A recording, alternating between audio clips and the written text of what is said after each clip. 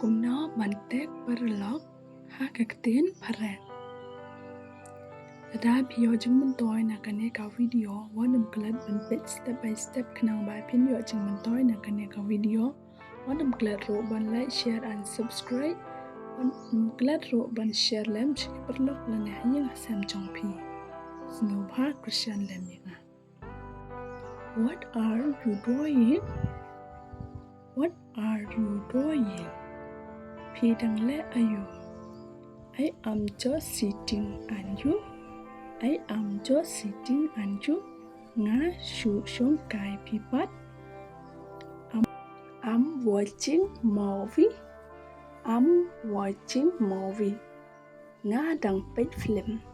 Do you know me? Do you know me? Pi ito ya nga. Yes, I know you. Yes, I know you. Ha oi nga ito ipi. How do you know it's me? How do you know it's me? Kung no pi ito baday mga.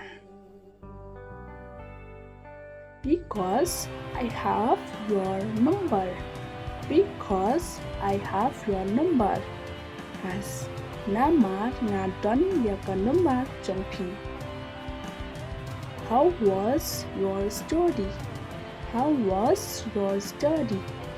Kung no kapule puthi trong pi. It's very tough. It's very tough. Ka e ha. When will you get holiday? When will you get holiday? La no pin yo shuti. I think next month. I think next month. Nga tharai ha uway ubanay. We will meet when you come. We will meet when you come. Ngin saya kendo anda pilawan.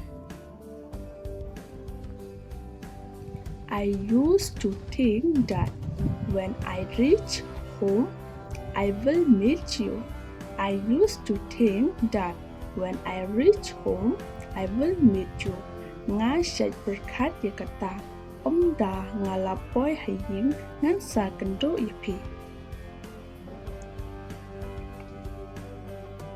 I used to remember when we are in school life.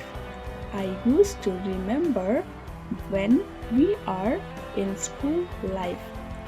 Nga siya'y kenmau habangi dang don haka ching im kena school. What are your plans when you finish your study? What are your plans when you finish your study? Ka e ka ching thnu trong pi anda pila dep e ka ching pule. Find a job or stand on my own feet. Find a job or stand on my own feet. Ban wat kam la ne yang hala ki jong ki kchat. What about you? Pi pat. I don't know what to do. I don't know what to do. Ngam tip ka e ngan le. What time you will sleep?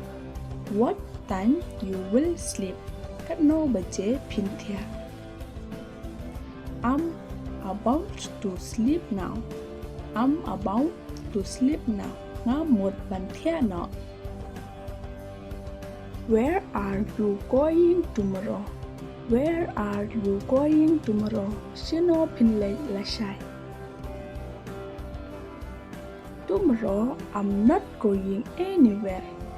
Tomorrow I'm not going anywhere. La shay ngam lay sino ro. Oh, I thought you were going somewhere.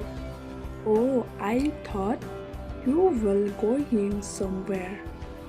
Oh, nga dang mot pinlet shino. No, I'm just at home. No, I'm just at home. Nga don hayen. You want to say something. You want to say something. Pick wa ban ong ai ai. No, I'm just asking. No, I'm just asking. Em ngã sụt qua bàn kili.